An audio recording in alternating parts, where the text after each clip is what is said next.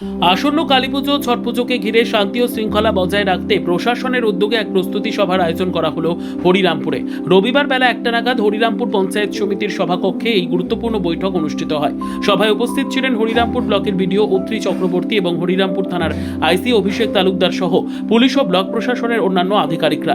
এদিনের বৈঠকে বিভিন্ন পুজো কমিটির প্রতিনিধিরা উপস্থিত থেকে প্রশাসনের নির্দেশিকা সম্পর্কে বিস্তারিত আলোচনা করেন। প্রশাসনের পক্ষ থেকে জানানো হয়, কালীপুজো ও ছট পুজো চলাকালীন আইন শৃঙ্খলা বজায় রাখা ও নিরাপত্তা নিশ্চিত করতে সজাগ থাকবে পুলিশ ও প্রশাসন।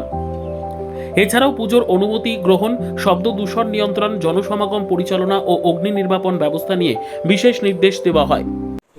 তো সেইগুলো সমস্ত যাতে সঠিকভাবে হয়, যেটা আমরা যেটা শুভঙ্করবাবু বললো, এবং আমি এবং শুভঙ্করবাবু প্রায় এখানে অনেকদিন ধরেই আছি, মাননীয় বিডিও সাহেবেরও প্রায় 2 বছর হতে চললো। তো আমরা সবাই, আপনারাও আমাদেরকে চেনেন, আমরাও আপনাদেরকে চিনি। তো দেখিনি যে এখানে কোনো বিশাল কোনো প্রবলেম হয়েছে। যেটা হয়েছে সেটা অন্তত আমরা সবাই মিলে সেটা মিটিয়ে নিতে পেরেছি। আশা করি আমরা শান্তি শৃঙ্খলাভাবে সেটাকে মিটিয়ে নিতে পারবো। তো সবাইকে আগামী কালী পুজো এবং দীপাবলির জন্য শুভেচ্ছা জানাই, এবং আগামী যে ছট পুজো আছে তার জন্য সবাইকে শুভেচ্ছা জানাই। ব্যুরো রিপোর্ট, উত্তর বাংলা সংবাদ।